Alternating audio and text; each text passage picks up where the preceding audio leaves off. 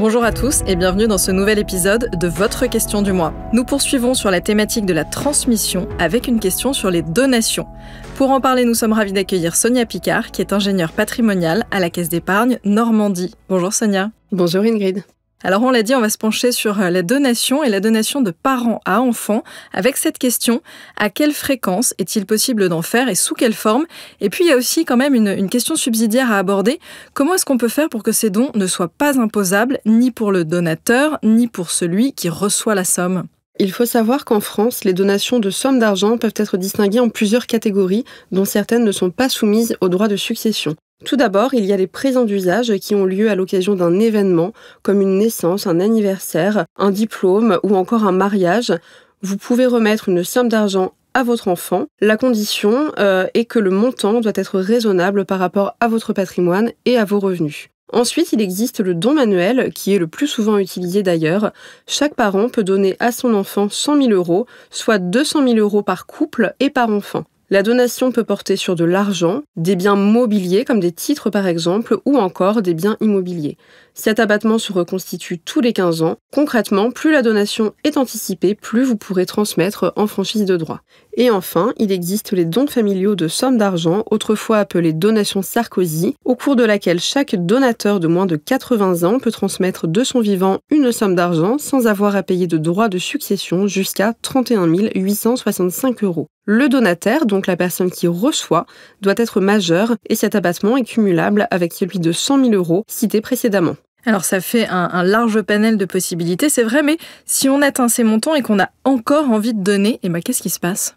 Eh bien, au-delà de ces 3 dispositifs qui permettent d'obtenir une exonération, une fiscalité s'appliquera selon un barème progressif qui évolue par tranche de 5 à 45% en fonction du montant donné. Sachez également que le donateur peut prendre à sa charge les droits de donation sans que cela ne soit considéré comme une donation supplémentaire, ce qui est plutôt un avantage. Alors il y a un autre point à connaître aussi, qui est celui des formalités administratives.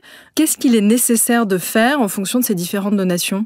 Eh bien, hormis le présent d'usage, donc c'est la donation qui a lieu à l'occasion d'un événement particulier, il faut savoir que toute donation doit faire l'objet d'une déclaration auprès de l'administration fiscale. C'est une tâche qui incombe au donataire, donc celui qui reçoit, et quand bien même il n'y aurait pas de paiement de droit. Ce donataire peut compléter en ligne le formulaire 2735 à partir de son espace particulier sur impôts.gouv ou bien sous format papier, auquel cas ce formulaire doit être déposé en double exemplaire auprès du service des impôts du lieu de son domicile. La date d'enregistrement de cette déclaration permettra notamment de calculer le délai de 15 ans pour la reconstitution des abattements. Et enfin, les dons manuels et également les dons familiaux doivent être déclarés dans le délai d'1 mois suivant la date du don.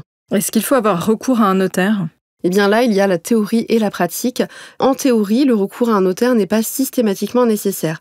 En effet, ce que l'on appelle la remise de la chose donnée au donataire, comme la remise d'un chèque par exemple, suffit à formaliser la donation. En revanche, lorsque la donation porte sur un bien immobilier, le recours à un notaire est indispensable puisque celui-ci se chargera d'effectuer les formalités administratives. Néanmoins, au-delà de cet aspect théorique, sachez qu'en pratique, il est plutôt recommandé de prendre conseil auprès de votre notaire habituel afin d'assurer les conditions juridiques et fiscales de cet acte. Par exemple, une donation-partage pourrait être préconisée afin d'assurer une égalité stricte entre vos enfants et éviter les conséquences d'une revalorisation de donation à votre décès. Puisqu'en optant pour une donation partage, si tous les enfants ont reçu un lot, vous allez figer leur valeur, quelle que soit l'utilisation des capitaux qui sera faite ultérieurement par vos enfants.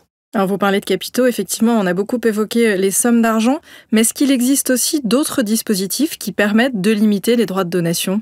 Tout à fait Ingrid, nous n'avons pas le temps de les développer en détail ici, mais il existe notamment le démembrement de propriété, qui est important puisque le donateur va conserver l'usufruit et donc les revenus issus du bien.